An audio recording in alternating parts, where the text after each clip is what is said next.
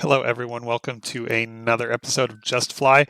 Today we're going to be taking a look at the JustFlight Piper Arrow and Turbo Arrow for X-Plane.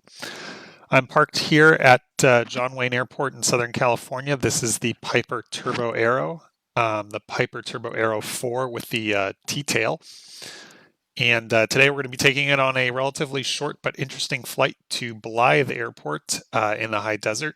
And along the way, we'll be learning more about the Piper Arrow and about this JustFlight implementation of it.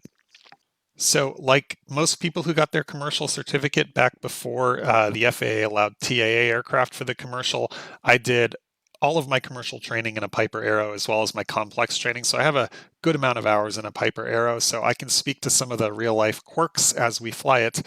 However, I have, I think, entirely one flight to my name with regards to the Turbo Arrow, so not a whole lot of experience there. But we're going to be flying the Turbo Arrow today because flying turbos is fun, and it's fun to learn about them. So this JustFlight Turbo Arrow is parked, and it's got chocks and tie downs for some reason, and also the pitot cover is in. Now, in real life, and in most airplanes with the SimCoders Reality Expansion Pack, which I do have for this one, you would remove these chocks tie downs using the walk around feature, which you would go to here. But as you can see, the walk around button is blocked by the JustFlight menu button. So I guess there's going to be no walk around for us, but this is a good opportunity to introduce you to the JustFlight menu where you can turn on and off things like the instruments, the windshield, the dome lights, the auto fuel selection, which we'll turn off because that's totally cheating, and some other things as well, which you can read about in the manual. And the rest of these buttons belong to the SimCoders Reality Expansion Pack. Lets you set your fuel, tow the aircraft, and a full maintenance report, which we will get into at the end of the flight, and of course the knee board, which contains the checklist and the references. Now, unlike most of the other SimCoders REP planes that I've flown, the checklist for this plane is just garbage. It's terrible. I hate it. I tried to use it at first and I just gave up, and I'm using a checklist that I found for a real Piper Arrow. Not sure if it's the exact same model, so maybe it doesn't apply, but regardless, it's way better than this checklist, which I really don't like using. Under the reference page, you can see we've got our airspeeds for safe operation as always, and then they've just copy pasted all the charts from the real Piper Arrow manual, the POH, and so you can go through and calculate your takeoff and climb performance, your cruise performance. I'm not going to do any of that for this flight. I already did my calculations automatically using ForeFlight. However, if there's anyone out there who wants to learn how to use these charts to plan a flight, just let me know. I can make a video about that. One important table that we should note before we go flying, however, is the cruise power settings table, which is this table, because we're going to use this table to figure out what manifold pressure and RPM settings we're going to use for our cruise power. So I plan this flight at 75% power and 2,500 RPM. And we're going to be cruising at 13,000 feet. So if we interpolate between the 12 and 14,000 columns, you can see here that that gives us 32.8 inches of manifold pressure. So we'll call that 33 inches of manifold pressure. Now you'll notice that all these numbers are the same for every altitude, which is a little strange. And in fact, SimCoders has included a note down here basically warning you not to follow the POH in this case, but to correct the manifold pressure by subtracting 1 inch of manifold pressure for every 3,000 feet of cruise altitude to achieve the corresponding power output. Take care of your engine. So if we want to cruise at 75% power at 2,500 RPM and we're at 13,000 feet, that means we need to take out 4 inches of manifold pressure, which gives us about 29 inches of manifold pressure will be our actual cruising manifold pressure. And there's some additional corrections we can make here for our cruise temperature. We can check the temperature in cruise and see how close it is to standard. I'm expecting it to be fairly close to standard though, so we're not going to need to make any adjustments there. And then lastly, we have the fuel flows for each power setting. So at 75% power, we should set our fuel flow to 12 gallons per hour. Now, I don't know if that's 12 gallons per hour based on this number given by the POH or 12 gallons per hour based on the corrected number recommended by the SimCoders team. So it might be that too rich or too lean, but we're going to set 12 gallons per hour and see how that does for our engine over the long term. So inside the cockpit, you're going to see the very familiar Piper Arrow layout. It's very common among all arrows, turbo or not, T-tail or not. Any Arrow pilot should be familiar with this layout. You'll notice here that I've got the Reality XP GTN 750. That is something that's sold separately. I just bought it and I'm loving it a lot, so I have it installed, but unless you have the Reality XP GTN 750, you won't see this GPS here. In terms of equipment on the aircraft, we do have the Piper Auto Control 3B here, which is a single axis autopilot. Very simple to use. It can hold a heading or a course. It can follow a localizer, but it does not do any vertical navigation, no altitude hold, no vertical speed, none of that. So even when you're coupled up in the autopilot, you're still going to be hand flying this airplane. So never really catch a break when you're flying the Arrow. You can also see we've got here our ADF in case you wanted to fly an NDB approach, one of the few NDB approaches left in the country, and that ADF is hooked up to this RMI here on the very left side of the panel. And then on the overhead here, you can see we've got a dome light, which is controlled by this knob here. When the dome light is on, regardless of whether or not there is power in the aircraft, a flashlight is automatically turned on for you. So you'll get a flashlight illuminating instruments where your mouse cursor is. This is realistic because at nighttime, pilots often bring flashlights to the airplane because the airplane doesn't have any interior lighting until you turn on the battery. So you can turn on the dome light using the menu here that more or less simulates basically feeling for the dome light in the darkness. And then when you do, you get that flashlight so you can find the switches that you need to get the cockpit lit up at night. And one last thing about the cockpit, I was kind of disappointed in the consistency of the texture quality. You can see here when you face forward looking at the front panel, the textures are very high resolution, but you don't have to turn your head far to the side to see a significant decrease in texture resolution, especially up here in the overhead. So that was a little disappointing for me. I would have hoped that JustFlight could give us high quality texturing throughout the aircraft. All right, let's start with the before starting engine checklist. Again, I'm not going to use the checklist that came with the Reality expansion pack because I hate them. We'll just use the checklist here. So brakes set, circuit breakers, we'll check that they're all in. And these circuit breakers do actually work. They're hooked to the corresponding failures in X-plane, so you can play with them to simulate certain emergencies. Alternate air will verify is off. The Piper Arrow doesn't have carb heat. It's fuel injected, so this is not a carb heat lever. It's an alternate air lever. And avionics will verify they're all off. There's no avionics bus in this aircraft. There's no avionics switch. You just have to turn on and off all the different avionics manually. So we'll just make sure that everything that we can turn off is turned off. And I think these turn off by turning them all the way down, but I'm not sure about that. All right, moving on to the engine start checklist. We'll bring the mixture rich, prop full. We'll turn on the master switch. And this is what's frustrating about the Arrow, both in real life and in the sim, is it's hard to get to these switches when the levers are fully forward. It's pretty cramped here. I switch over to the co-pilot seat to hit the master switch. So we'll get the battery master and alternator master on, which is going to turn on the GPS because as far as I can tell, there's not really a way to turn off the GPS. Correct me if I'm wrong, though. We'll make sure that the auxiliary fuel pump is off, and then we're going to prime the engine for a given amount of priming time. This is the primer button here, and how long you press the button comes down to a table that's here in the normal operations checklist, and that's based on the OAT. So reading against the table here, that's going to be about 4 to 5 seconds of priming. So we'll just hit this button for 4 to 5 seconds. 4 to 5 seconds of prime. We'll close this. And then you have to engage the starter immediately before all that fuel drains out of the cylinder, I guess. So let's bring the mags to start. And the engine starts up. Now, in lower temperatures, if the engine were having trouble starting, we would engage the auxiliary fuel pump in the low position to help as necessary. But since it's nice and warm out, we don't have to do that.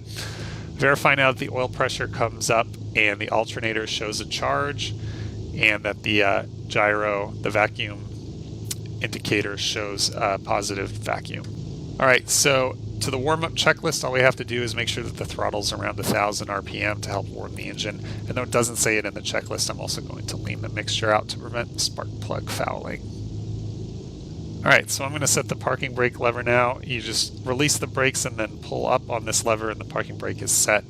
And we're going to prep our avionics for our flight. So, like I said, we're going to be departing from John Wayne Airport where we are, and we're going to be flying to Blythe using a simple IFR flight plan. So first on the GPS, we want to verify that all of our databases are up to date, and we want to verify that the left CDI is showing, the lateral CDI is showing half left, the vertical CDI is showing half up, there's no flags, and the to from indicator is showing 2, and the OBS course dialed in here matches what's in there. And we also, of course, wanted to check the fuel flow. Let's turn on our radios now as well, and turn on the NDB, even though we're not going to, or sorry, the ADF, even though we're not going to be using it, and verify that the transponder's in standby. So let's go to our flight plan page now. We are departing from John Wayne. We're going to be flying the Muscle 8 departure. So I'm going to hit Procedure, Departure. I'm going to choose Muscle 8, and we're flying it to Seal Beach VOR. So we'll load that. And then from there, we're going to load the Victor 6-4 airway. And we're going to fly that to Blythe VOR. And then we'll add in our destination airport, Blythe. And we can confirm this message. So now we'll hit the menu page and we'll preview the flight and verify it's what we expect. And that's our flight plan all set up. We can go to the map page now, zoom in for safe taxi. All right, so let's taxi over to runway 20 right. We're going to do our run up and let's get going. So I'm going to release the parking brake and allow the engine, or allow the airplane to roll forward. Give it a good brake check. And then as we turn, we're going to check our steering instruments. We're going to verify that the heading indicator and the turn coordinator move with the turn, and that the ball and the compass move against the turn. That looks good. The other thing you'll notice about the Aero is it's got an extremely dirty windscreen, which is also realistic considering some of the Aeros I've flown, but there's no option for you to clean it. All you can do is turn off windscreen rendering using the JustFlight menu.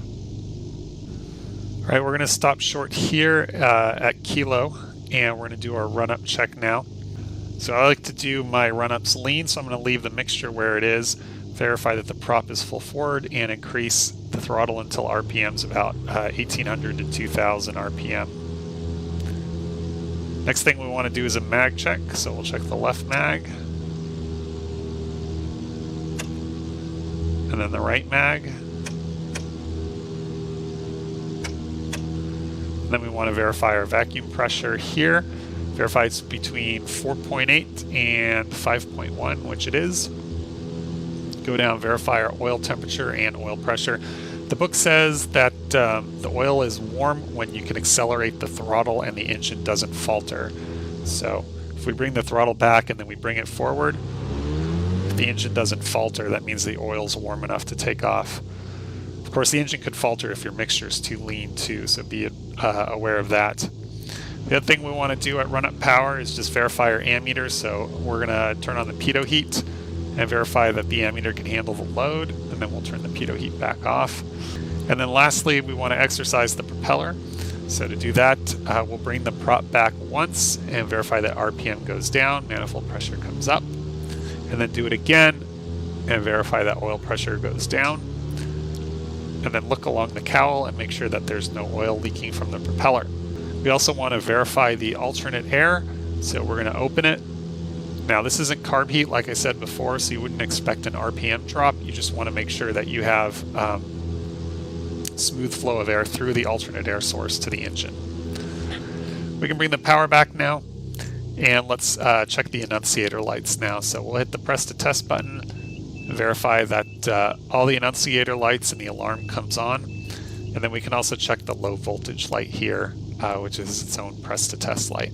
And the last of our before takeoff checks, verify that the auxiliary fuel pump is off. With most Piper aircraft, you take off with the fuel pump on and then you turn it off after takeoff. With the turbo aero, you do not use the fuel pump except as necessary to prevent engine roughness. So you don't use it as part of your normal procedures, only to prevent engine roughness. We also want to verify the fuel pressures in the green, and we want to drain the manifold pressure line. We do that by keeping manifold pressure below 25 inches for at least 5 seconds, which we've already done. Now we'll check our instruments. So we want to verify airspeed 0, attitude is showing level, altitude is showing field elevation, altimeter is 3004, so we'll just verify that that's set here. And we want to verify no turn is showing, and we want to cross-reference the heading indicator and the compass. So we're seeing about 125 on the compass, so we'll set that on the heading indicator. And we're going to have to periodically reset this against the compass during flight because it's not slaved. Vertical speed is showing no climb or descent. Another thing I want to point out is you have what looks like 2 transponders, but it's actually 1 transponder. If I plug in a code here like 1234, and enter, you can see it magically gets set here. Of course, that doesn't happen in real life. There's no way to drive these knobs in real life. In real life, this would be a second transponder, and you would have a switch somewhere in the cockpit allowing you to switch between the 2 transponders. But in the sim, that's how it works. All right, so let's talk about how this takeoff and departure is going to go. Now, the wastegate in the Piper Turbo Aero is a fixed wastegate. What that means is it doesn't open as necessary to dump pressure overboard at lower altitudes. So you can overboost this aircraft by putting it full throttle at lower altitudes. So for that reason, when we take the runway, we're not going to put in full throttle. We're going to put in throttle as necessary to bring the needle up to, but not above, 41 inches of manifold pressure, which is the limit. As we start rolling down the runway, we'll check our engine instruments one more time. We'll rotate at 75 knots, and we're going to climb at 90 knots with the gear down. Once we bring the gear up, we're going to start climbing at 104 knots, which is our best climb for cooling speed. If we had terrain considerations, we'd climb at VX, which is 79 knots. If we had time to altitude considerations, we'd climb at VY, which is 97 knots. But for engine cooling, they recommend 104 knots. We're going to be flying the Muscle 8 departure, which means we fly heading 196, following the southbound localizer. So we'll set the heading bug to 196. And we follow the southbound localizer until we get to 1 DME, and then we turn until we get to 1 DME from the localizer, and then we turn left heading 177. So let's tune in the localizer as well. That's 111.75. And we'll leave Seal Beach VOR 115.7 on standby. And so you can see here on the GPS that the localizer has been identified, ISNA, and the VOR has not yet been identified. And on the DME here, you can see we are 1.1 DME from the localizer, which is nav1, and we can switch between nav1 and nav2 on the DME using this switch, or we can move this knob to frequency to tune the DME separately. Another thing I want to point out is this automatic extension off light here, this orange light. If you've flown a Piper Aero in real life and you don't recognize that light, you would be forgiven, because most Piper Aeros in real life have the automatic extension system disabled, if not even removed from the aircraft. The automatic extension system basically automatically extends the landing gear if you slow below a certain speed. I think it's like 90 knots to help prevent you from forgetting to lower the gear. But because the vast majority of Piper Aeros are flown as trainers, their pilots are constantly speeding up and slowing down, and it just gets to be a hassle for the gear to automatically keep coming down. So you can turn off the automatic extension system like we've done here. We have the emergency gear extension lever here. This normally, if you bring it down, it extends the gear using an emergency backup system in case you had a gear extension failure. But if you bring it all the way up, it automatically disables the automatic extension feature. You can see here, if I bring it down a peg, the automatic extension light comes back. The automatic extension light comes off, indicating that the system is on. And if I bring it back up, the light comes back on. Another important note about these gear lights here is they get dim when the aircraft nav lights are on. So dim, in fact, you can't see them during the day. Let me show you. If I turn the nav lights on here using this knob, even if I just turn them on a little bit, you can see these lights now get so dim that they look off. And if you had accidentally bumped this knob or turned on your nav lights on purpose and then you went to lower your landing gear and it looked like this, you might think you have a gear extension failure and you have to make a gear up landing. This is why the emergency checklist for a failed gear extension in the Piper Arrow, one of the first things they tell you to do is turn off the nav lights, so you can verify that it's not just a case of the nav lights being on and the gear lights being very dim. One thing you can also do in real life that you cannot do in the sim is you can just pull these lights out. These lights are removable. You can pull them right out and just swap two lights to see if it's a bulb issue. All right, so let's assume we've been cleared up to 3,000 feet as our initial altitude. Again, we don't have a sophisticated autopilot in the system. We don't have a way of bugging an altitude or anything like that, so we're just going to have to remember. And we're going to have to keep up our scan too, because we don't have a flight director or anything to help us fly this departure except for our own eyes and our own good airmanship. So it'll be a fun little challenge. Let's zoom out so we can get some better situational awareness for the departure. We've got all our instruments set, so let's do our pre-takeoff items. So that's mixture is going to go full rich. Flaps, this is going to be a flaps up takeoff. Lights, let's turn on our landing and strobe lights. I probably should have turned on the beacon with engine start.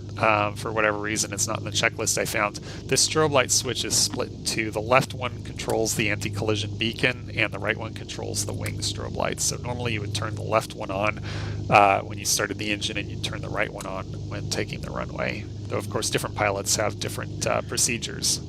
All right, continuing now, trim. We just want to verify that the trim indicator lines up with the N for neutral, and that's the takeoff position. Transponder, we want to verify that it's in altitude reporting mode. Doors and windows. This storm window here can be opened. You want to make sure it's closed. And like all Piper doors, you want to make sure that both the handle is down in the latch position and this overhead handle is backwards in the latch position. If you forget to do this one, which a lot of times pilots can do, the door is going to pop open after takeoff, and if it's raining, your co-pilot's going to get very wet. And ask me how I know that. And then lastly, we want to just start the timer because this is an IFR departure, and so we need to time after takeoff. So we hit the mode button and then start stop to start the timer. Let's take the runway now. So finals clear.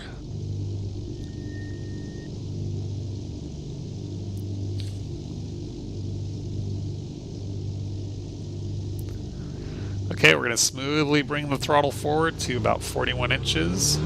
If we see that overboost light come on, we're going to come back on the power. And now we want to check RPM, engine gauges, airspeed alive.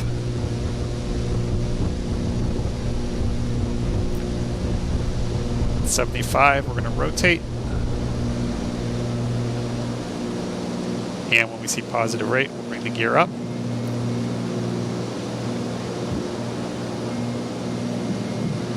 And then we verify gear up and no lights, including this red gear transit light. Keep that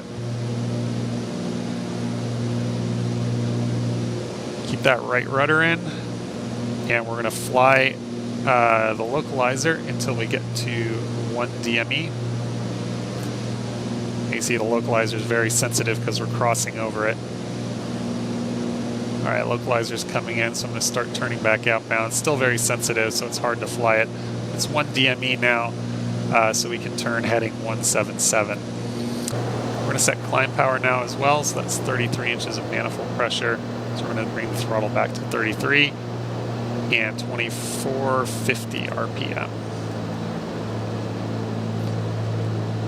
So we're going to maintain this 177 heading until 3000, and then we'll say we got vectored. I'm going to start reducing pitch now to capture 104 knots, but we can't go below 500 feet per minute, which is the minimum IFR climb rate.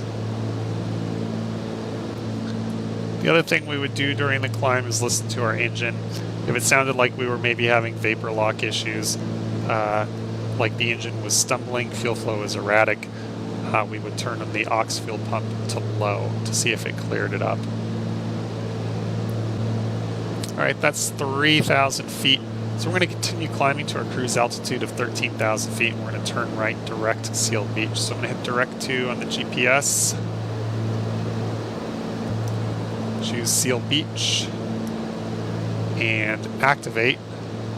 And that gives me a desired track of 320, so we're going to come right to 320. I'm going to set the heading bug as well.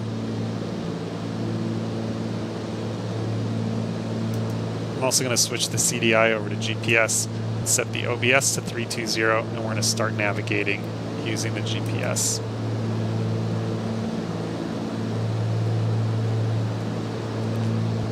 So you can see we're not quite getting 104 knots at 500 feet per minute, so we're just going to maintain 500 feet per minute and do the best we can. In a naturally aspirated aero, you would expect manifold pressure to drop off as you climbed. In the turbocharged aero, this isn't going to happen until you hit the critical altitude. So we are looking at clouds up ahead, and as you can see, we're getting close to freezing, so I'm going to turn the pitot heat on and leave it on until the descent. You can see this is a turbo aero because the climb rate doesn't really drop off as we increase altitude. We can maintain a constant 500 to 700 feet per minute at around 100 knots throughout the climb range. We're coming up on our first waypoint, Seal Beach, so we should get our turn anticipation here in the bottom right corner of the GTN. It'll help us start the turn so that we roll out right on course. There's our turn anticipation. And we'll start our right turn now. Don't forget that right rudder. Standard right turn to our next desired track, which is 083. So we'll bug that here. And we'll set it in the OBS as well.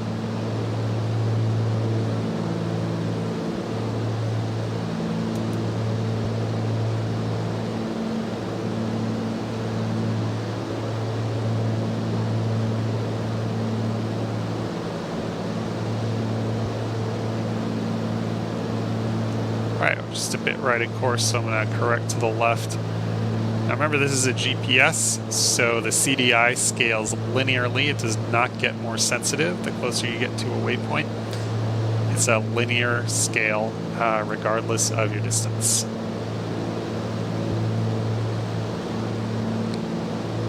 We're kind of on 15 minutes now.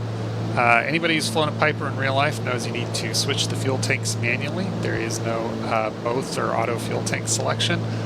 So we typically do this every 15 minutes on the timer. But I've already configured the GTN with its own 15-minute timer. You can see that here. It's a scheduled message saying switch tanks. So that'll pop up every 15 minutes to helpfully remind me, which means I can turn off this yoke here, which is good because frustratingly it blocks the primary engine instruments. So you kind of get to choose whether you can see the flight timer or your engine instruments. Let's go ahead and switch our tanks. We always do this first by turning the fuel pump on and then swapping to the other tank and turning the pump back off. After switching fuel tanks, we always check fuel pressure to make sure that pressure didn't drop off. If it did, we would go right back to the original tank. The other thing we want to do every 15 minutes is cross-check the magnetic compass with the heading indicator because it will drift on the magnetic compass. I'm showing about 0.80 now, and so we'll just scooch this over to the right just a little bit.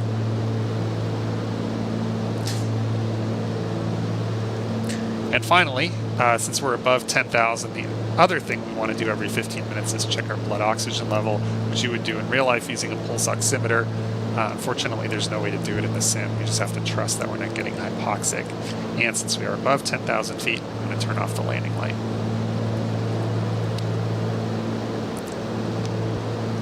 Just some notes from the run-up that I want to discuss now that I'm thinking about them.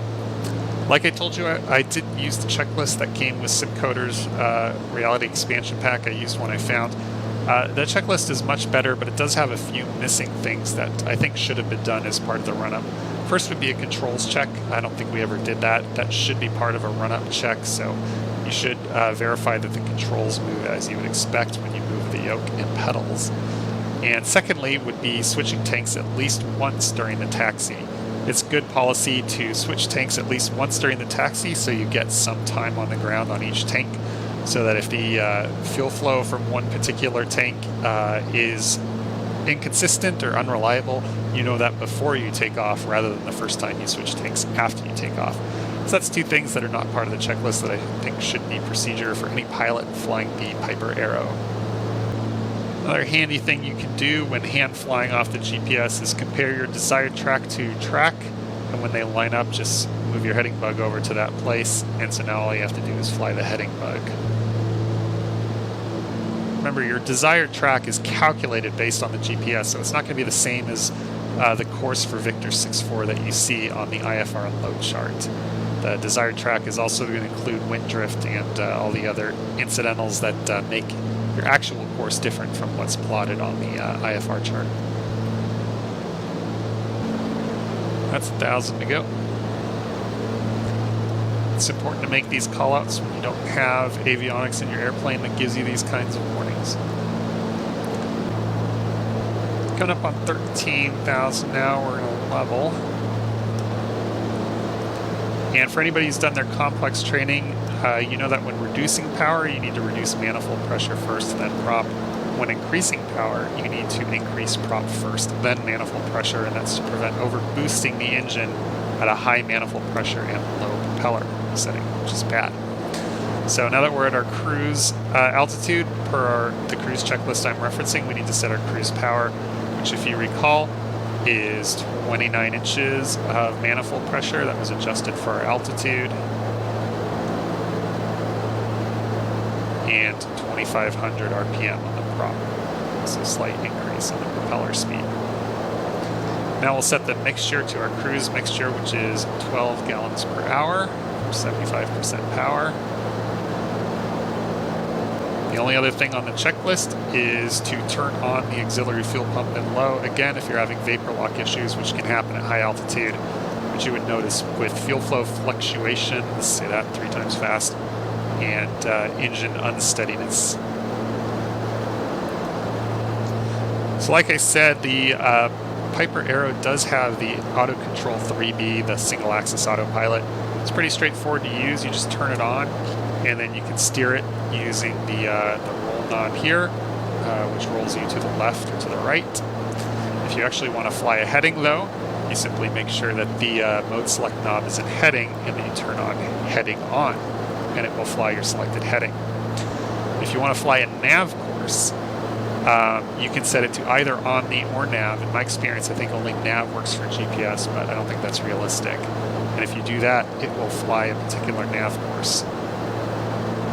And then the two ones on the right are flying a localizer in normal or reverse mode. But again, you still have to fly the plane in vertical, so you need to make sure you're nice and trimmed out so that you maintain 13,000 feet. When you turn off the autopilot, you get a warning reminding you that you're flying the airplane. I'm going to set local altimeter to 3005. I would have gotten that from ATC. And again, I could set it in this altimeter here. It's just a real hassle to lean over. But I can kind of make the needles match too as another strategy. I just don't find it super important, since anything that would affect this altimeter, like a static pressure failure, is also going to affect this altimeter as well. So there's not really any added redundancy. I think the Arrow looks pretty good from the outside. Even though it's a chunky old airplane, pretty much anything with retractable gear tends to look good from the outside. It just really smooths up the lines. We're getting to some serious turbulence here on the east side of the Santa Ana Mountains, which is to be expected in Los Angeles with the wind blowing on shore like it is. We're going to get a lot of turbulence on the east side of the LA basin. This is pretty much going to continue for the rest of the flight, unfortunately. I'm not sure how much active sky overdoes it, because whenever I fly with active sky, it's always terrible around here regardless. And I've flown here in real life a couple times. I don't remember it being always terrible. Scenery, in case you're wondering, is Orbex SoCal. Beautiful scenery.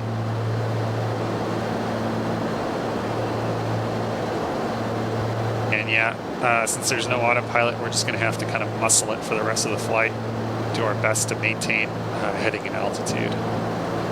Remember, the most basic the most basic layer of instrument flying is just headings and altitudes. So if you can't do anything else, just work your headings and altitudes, deal with the rest later. Right, our fuel scheduler message popped up. It's time to switch fuel tanks. So once again, we'll turn the aux boost pump in low, swap to the other tank, boost pump off, verify fuel pressure, and every 15 minutes again we also verify our compass against, or our HSI against our compass. And it's going to be hard to do in this turbulence, but we'll just kind of fudge the best we can. Looking about like 0.75 or so. So I'm just going to kind of move this over to 0.75, maybe 0.80, right about there. It's hardly accurate in this kind of weather.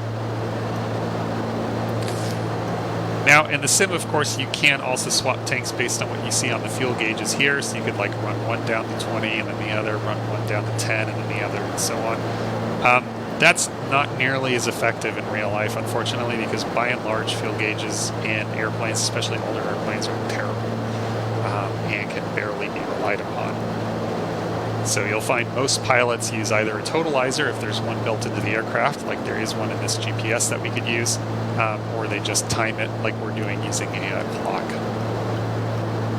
Totalizer, in case you're interested, you just hit the home button, go to utilities, and you go to fuel planning. And you can see our fuel on board is 37 gallons. We can also go to the density, altitude, true airspeed, and winds page, and if use sensor data is on, we can get some information about how we're doing in terms of true airspeed. So you can see our ground speed right now is 186 knots, and we're truing out at 162, which is pretty much exactly what Book said we would true out at 75%, 13,000 feet. So it's a pretty good, realistic look at our true airspeed. Of course, this is all unrealistic because I think in a real Piper Arrow you wouldn't have a pitot-static system hooked up to the GPS. I mean, you may, it's possible, but most of them that I see, the GPS is completely disconnected from the pitot-static system, so you wouldn't have any of this information. You'd have to put it in manually like this and then get estimates. But we're fortunate enough with the Reality XP in this sim to have it hooked up to our pitot-static system so we can get actual winds and actual true and indicated airspeeds, actual air temperatures and stuff like that. Looks like the weather's cleared up, which is nice. We're getting a great view. Unfortunately, we're still being rocked by this turbulence. We're crossing into Coachella Valley now. You can see Palm Springs, Indio, Thermal, all the other valley towns here. And to our right here is Salton Sea, one of the largest man-made seas. It happened when the river was dammed up, and the dam broke unexpectedly, creating this giant salty sea. It's the town of Indio below us. Lots and lots of golf courses. They love their golf courses down there. And then south of Indio is Thermal. You can see Thermal Airport here, and the Thermal Raceway here, which is a fairly famous raceway in Southern California. You can buy a home right on the race course, or just go and participate in educational or racing events. There we go. There's another fuel scheduler message. So let's get the aux boost pump in low. Switch back to the left tank, and then back off. Check pressure. And this will be easier now that it's smoothed out a bit. But let's verify our magnetic compass against the HSI, or the DG, I guess is what we should be calling it. And it's about like 0.93 or so. So move this over to 0.93. Okay. Now you saw briefly there, I almost moved it to the off position, which if you leave it in the off position long enough, the engine will quit. In real life, it's really difficult to move it to the off position. You really have to use a lot of force, probably both hands, to kind of heave that selector over to the off position. But in the sim, it's dreadfully easy, so be careful when you switch to the left tank. It's about time now to start thinking about our approach into Blythe Airport. The weather at Blythe right now, according to Active Sky, winds are calm. We got 10 miles visibility. The sky's clear. Temperature is 9. Dew point is a -9. Altimeter is 29er.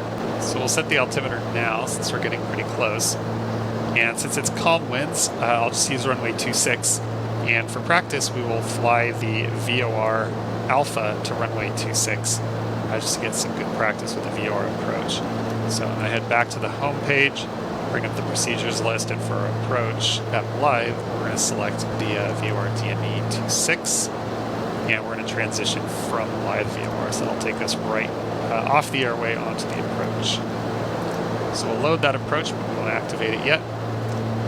And then if we go now to the waypoint info page, or sorry, to the charts page, and we load up the VOR DME 26 in Blythe, we can start briefing it here on the GPS. So Blythe VOR is 17.4. That's already put into standby for us automatically by the GPS, so we can just swap it over to the active, and we verify that it is identified BLH. So the Morse code identification is working. And our approach course is going to be 232. We will set that once we switch from GPS to VOR navigation. And we've got 6,500 feet of runway, should be plenty. And airport elevation is about 400 feet. So here's how it's going to go. From Blythe VOR, so let me stabilize first. From Blythe VOR, we're going to proceed outbound on the reciprocal course of 232. Again, stabilizing. It's important to split your attention between reading the chart and flying the airplane. Got to keep up a good scan. And once we cross the IAF, which is 8 DME away from Blythe IRF, we can start a procedure turn, 097 outbound, 277 inbound. Then we intercept that 232 radial back inbound to Blythe. Once we cross 8 DME, that's our final approach fix, and that'll put us on kind of a offset final for runway 26. So we can expect runway 26 to appear off to the left and to have to make a right turn to intercept it. Looking now at the profile view, you can see that when we're outbound heading towards the procedure turn, we can go down to 4,200 feet. And once we're inbound on the procedure turn, we go down to 2,200 feet. Once we cross the final approach fix, we can go down to our minimums. For the straight-in 26 is 760 feet is our minimums. Should we need to go missed, that's a climb straight ahead to 1,200 feet, and a climbing left turn to 4,600 feet on Blythe Radial 080 to Jara's intersection. There it is, Jara's intersection. So yeah, we go across, we intercept, and then we go outbound to Jara's intersection, which is 15 DME on that 080 radial. All right. So we're set now.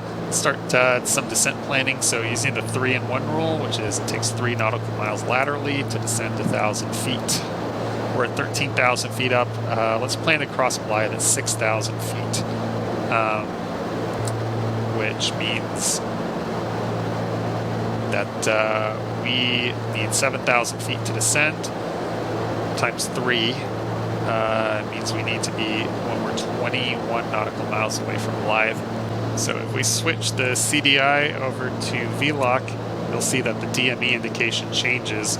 Not sure how realistic that is. I think in real life that DME indication always comes from the VOR. It can't possibly come from the GPS, but here in the sim, you can see that swapping the CDI between VLOC and GPS changes the DME indication. So you can see here we're about 50 miles from Blythe. So when we get about 20 miles out is when we're going to start our descent. And we can just leave it in VLOC because we are navigating directly to Blythe on this segment of the Victor 6-4 airway. So we'll just leave it in VLOC. The course should be about the same. So we'll just keep the needle centered.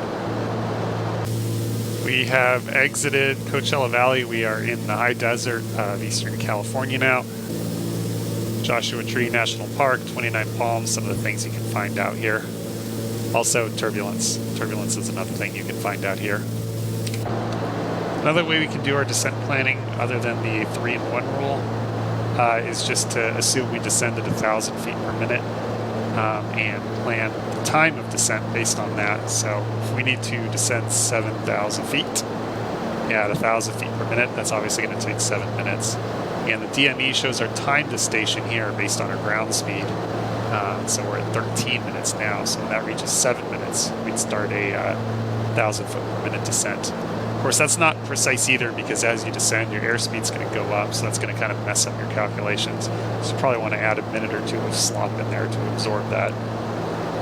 And this message just popped up, probably going to be our last tank switch for the flight.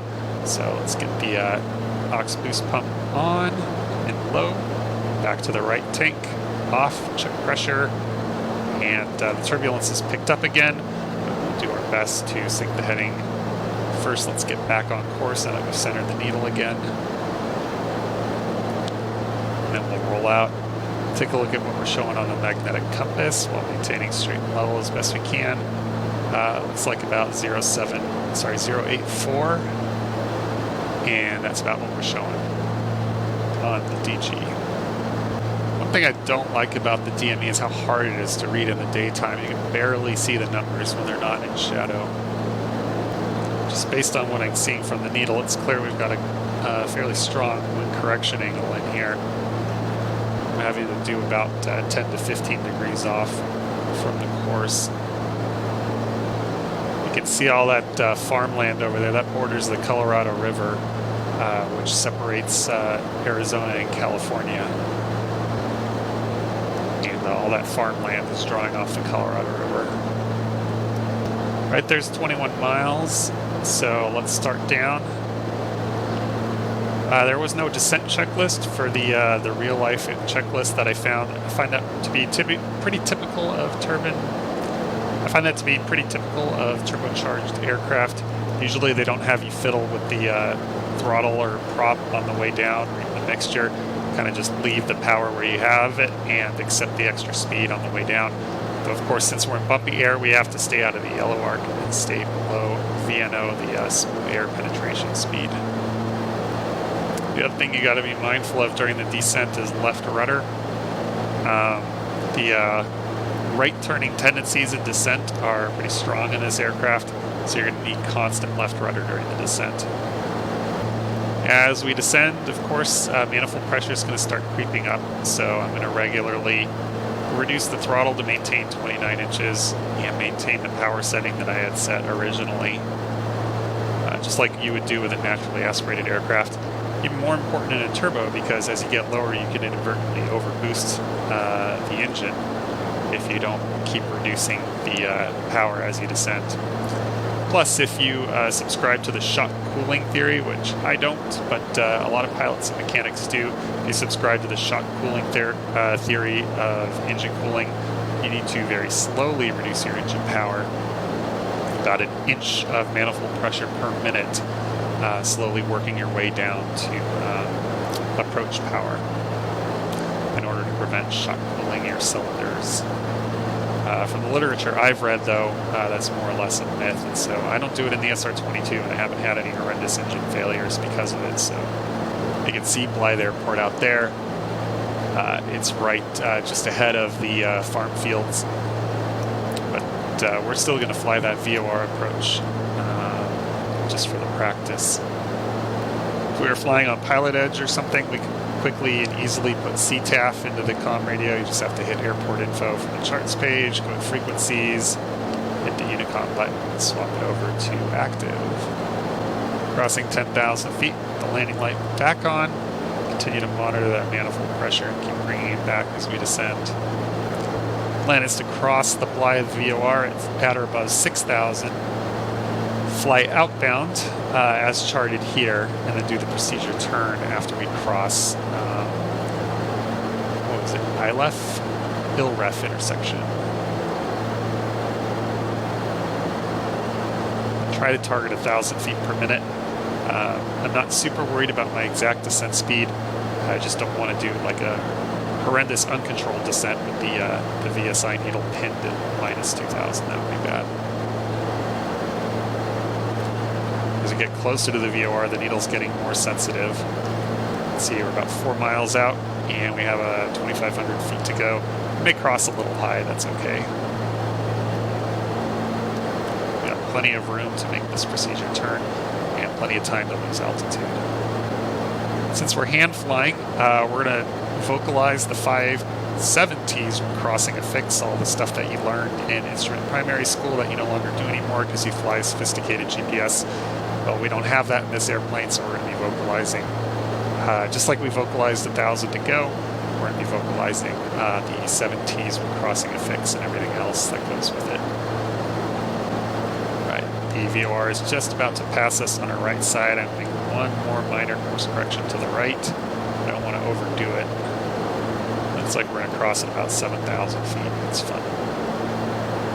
There's Blythe Airport directly below us.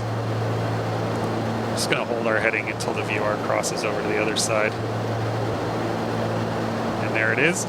So we'll call turn. We'll start a left turn to 052, or outbound. Time, we don't need to time tune. We are already tuned to the Blythe VOR twist. We're going to twist to the 052 radial. Throttle, we don't need to change our throttle setting. Tuck, we don't have to tell anyone that we crossed the VOR. And lastly, think. We're going to proceed outbound on 052 until we get to 8 DME, at which point we'll start the procedure return. So we're to the left of the desired course, so we're going to continue to set an intercept heading. There we go. Again, remembering that the needle's sensitive, so use small corrections. And we'll start turning back on course as the needle centers. Remembering that we're going to have a wing correction here, so it'll be a little to the right of 052 in actuality. Alright, that's 500 to go until 4200. We'll level off at 4200 until we're established inbound after the procedure turn. It looks like we will get to fit in one more take switch, so let's do that expediently while we work this portion of the procedure. Don't forget to check pressure, of course, like I always say.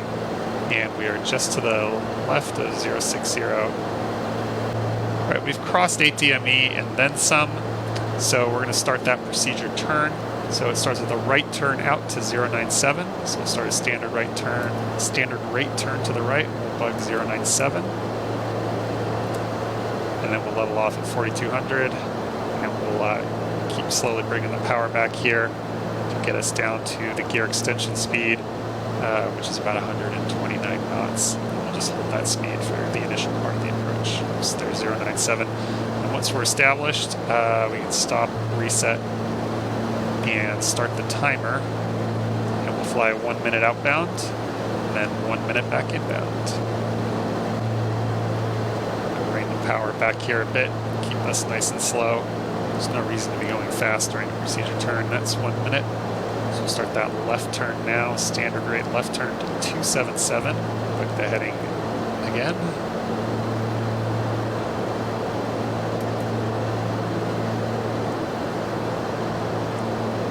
And we'll set the proper inbound course, which is 232.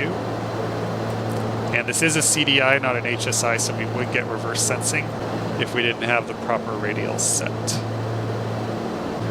All right, standard rate turn 180 degrees is 1 minute, and we're coming up on 1 minute now.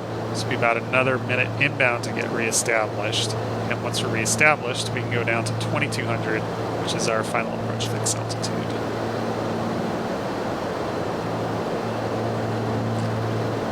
Technically, we're established once this needle starts moving, and it's already moving, so we could start going down now, but I'm going to wait until we start turning inbound at least. All right, the needle's starting to center now, so I'm going to start that turn, pull the power out a bit more, and we're going to go down to 2200.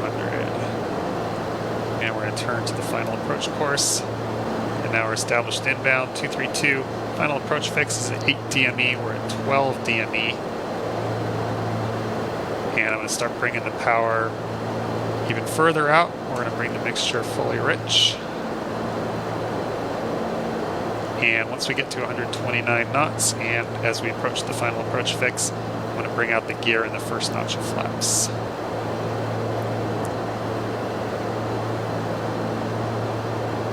There's 129 knots, so we'll bring the gear down.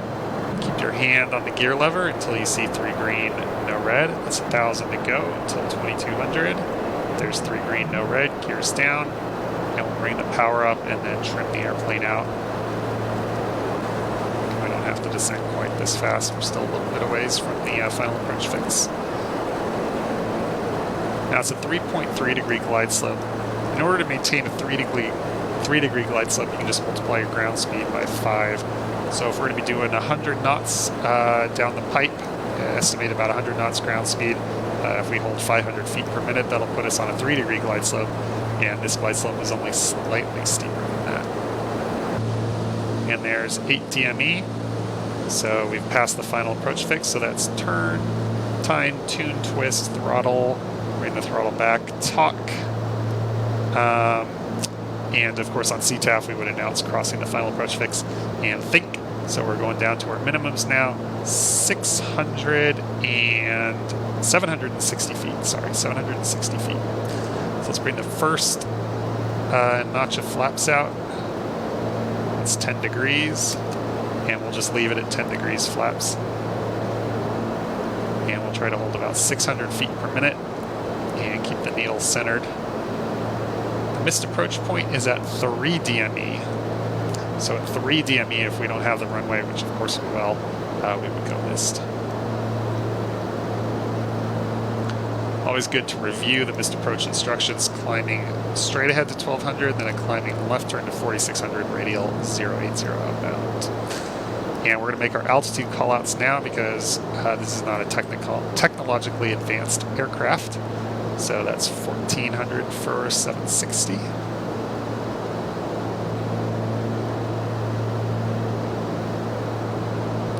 1300 for 760.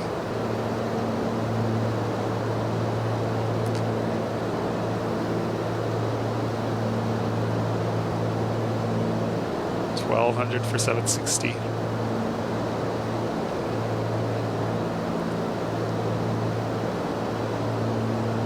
1100 for 760.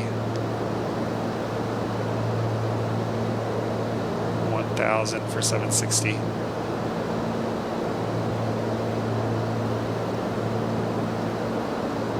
900 for 760, and we will level off here so that we have a chance to do our before landing checklist, which I'll just use the guns check, so that's carby, cow flaps, gas. We'll put the fuel on the fullest tank, which is the left tank, so we'll leave it there. Undercarriage, 3 green, mixture, full rich propeller, full RPM, seatbelt switches. All the switches are on that need to be on. We'll turn off the pitot heat. And systems. All of our engine instruments are green. So bring out the full 40 degrees of flaps now. We'll make that left turn onto the final approach heading, and we'll trim for 75 knots. Fly the approach at 75 knots. Coming right now, we've got the VASI in sight. Looks like we're high on the approach, so I'm going to bring the power out. Let us sink onto the proper glide path.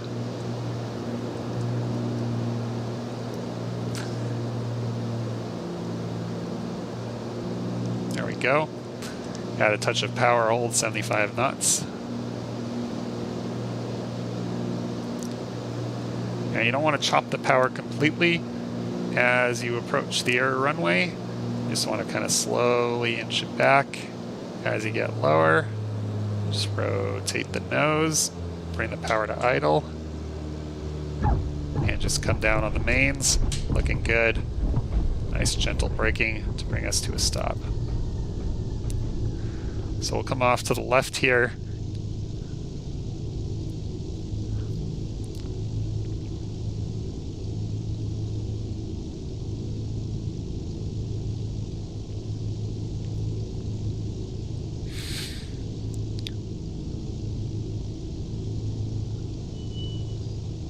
Great. Okay, taking a look at the after landing checklist now. We want to bring the flaps back up. And we want to turn off the landing light and the strobes.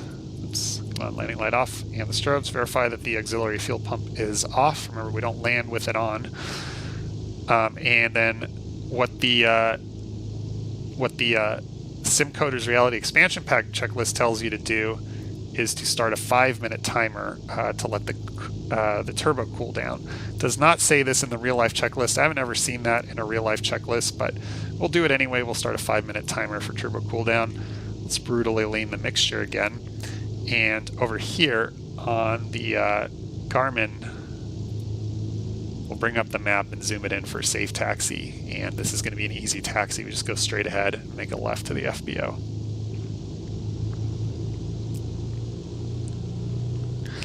So I got to say, in real life, the arrow, especially the T-tail arrow, much harder to land. The T-tail, as you can see, I mean, it looks good, but it has the effect of keeping the elevator outside of the slipstream from the throttle, which means that extra boost that from the propeller, which means that extra boost of air that the propeller gives the elevator, you don't get in the T-tail arrow, which means at slower speeds, you lose a lot of elevator authority. In fact, I mean, I've landed this thing at 75, 70 knots in real life, and you could be heaving the yoke back and forth, and the airplane will just barely shrug at you, barely move the nose. And so what that means, and of course you also can't just chop the power, you have to keep the power in and kind of gently bring it back, or the airplane's going to pancake. So what that means is you need one hand on the yoke and one hand on the throttles. But if you only have one hand on the yoke, I don't know, maybe Superman can do it. Maybe Hulk Hogan can do it, but I definitely do not have enough arm strength to move the yoke back far enough when landing the real Piper arrow, the real T-tail Piper arrow, to get enough elevator authority to rotate the nose. So I have to put two hands on the yoke, which means I can't nurse the throttle. So I get to choose between a hard landing or a nose first landing, and I'm really glad that I don't have to deal with the T-tail arrow again. And I'm also glad that in the sim, we don't seem to have this problem. I guess it's a little unrealistic, but in the sim, the T-tail arrow has great elevator authority at low speeds. All right, so the stopping engine checklist now. I want to verify that the flaps are up. Start turning off all of our avionics. I'm sure there's a way to turn off the Garmin. I just don't know what it is. Then we can turn off this, and we can turn off the DME as well. And turn off the transponder. Verify that the prop is full and the throttle's closed, and we would wait 5 minutes for cooldown. All right, that's 5 minutes. We can bring the mixture to idle cutoff now. That'll stop the engine. We can turn off the mags once the prop is slowed, and then we can turn off the master switch, which again, probably should go to the co-pilot side to do. And also turn off the anti-collision beacon. Okay, so the engine is shut down. Now this plane probably has that old plane smell going through it, so you might want to open both the window and the door for a couple of minutes just to kind of air out that old plane smell. Remember, opening the door in the Piper is a two-step process. You unlatch the upper latch, and then you pop open the door like so. You have to push it out, but I guess that ain't happening. All right, welcome to Blythe Airport in Blythe, California. Thank you for joining me. I hope you learned a little bit about the Piper Turbo Arrow. Let's talk about the maintenance page now, because this is where you can tweak your aircraft and check its maintenance state. So this looks a lot like the SimCoders Reality Expansion. So this looks a lot like the other SimCoders Reality Expansion Pack maintenance pages. You can see compressions, your cylinder compressions. This is going to start out 80 across the board if your aircraft is brand new. If you choose one of the wear options like I did, your cylinder compressions are going to get lower. Now, mechanics in real life will tell you that cylinder compressions aren't the end-all be-all, as pilots like to make them out to be. But I'm assuming that Reality Expansion Pack kind of uses compression values as like a proxy for how healthy your engine is, though it's more complicated than that in real life. You can see you've got 8 quarts of oil, and you can change your oil. So during the winter, you can use a lower oil weight like SAE 30 or the 10 winter, 30 summer. And you have to clean your oil and your oil filter when it comes due. And you can also choose between fine wire and massive plugs. Most owners swap out their massive for fine wire plugs if they get the chance, because they're less prone to fouling, and fouling can be really annoying. On the second page, you can choose between tuned injectors or factory injectors. Tuned injectors will give you better lean of peak performance. I don't fly this airplane lean of peak because it doesn't have a 6-point CHT and EGT gauge. If you were to buy a third-party engine monitor, since we don't, I don't, but I still have the tuned injectors anyway, just for some more reliable engine performance at different fuel flow settings. tuned exhausts, like I said before, something that you typically see flying clubs do because it's a cheap way to get a few more horsepower out of your engine. Basically, it just tweaks the length of the exhaust to reduce shock waves that are caused because of the length of the exhaust compared to the RPM rate of the engine, which creates kind of like air pressure waves. And so the length of the exhaust can kind of tune those waves to interfere constructively rather than deconstructively. One of the most important settings here is the wastegate type. Like I said in the beginning, this turbo aero has a fixed wastegate, which means you can overboost it at sea level. And it's basically at a fixed setting. I think it's fixed to get like 200 horsepower at 10,000 feet or something like that. You'll have to check the manual. But you can switch it to an automatic wastegate if you want. And an automatic wastegate would give you the best possible performance at all altitudes. But of course, most of these older aircraft don't have automatic wastegates. They have fixed wastegates. So if you were in the market for a Piper Turbo Aero, you would probably find most of the older ones just have fixed wastegates. And so it'd be a little unrealistic to have an automatic wastegate in an older aero like this. But, you know, it's not unheard of. And so if you wanted the additional benefit of not having to worry about overboosting your engine at sea level and getting better performance at all altitudes, you could switch to an automatic wastegate. And of course, like with all SimCoder's aircraft, they give you a preheater in case you want to start in cold weather. Mike Bush recommends not starting without preheat at any temperature below 40 degrees Fahrenheit. I think most aircraft owners, for practical reasons, use preheat below probably freezing or so. If at all, starting your aircraft without preheat puts a lot of wear on your cylinders because the oil is really congealed, and so it doesn't flow as smoothly. So you can create, it said you can create like 500 hours of cylinder wear in one start at below freezing temperatures. And then you've got a winterization kit for keeping it warm when you park it overnight in cold weather, so you don't have to worry so much about preheating it the next day. We have your battery, and then as with all SimCoder's REP airplanes, you have the status of all of your instruments. As you can see, since mine is a little worn, my aircraft's a little older, a little worn, there's all these instruments that need either a calibration or just a small caging, and these will continue to wear down as you fly the airplane, and you can just periodically, quote unquote, bring it into maintenance and bring everything back up to spec. All right, one last thing we can do is put the static elements back in. Again, we would normally do this during the walk around, but I can't figure out a way to get to the walk around with this menu in the way, so I just do it using the menu. And that chalks up the airplane, prevents it from going anywhere, and puts the pitot cover back in, so like insects don't make their nest inside the pitot. All right, thank you very much for joining me. Like I said, I don't have a whole lot of experience in the turbo aero, but I do have some experience in the aero, so I hope you enjoyed some of my real life tips and tricks. If there's anything I forgot, any procedures I screwed up, by all means, let me know in the comments. And if you like this, do check out my channel. I do have other Let's Fly series for both prepared and X-plane aircraft, where I take them out for the ringer and see how they fly. Have a great day, everyone. See you later.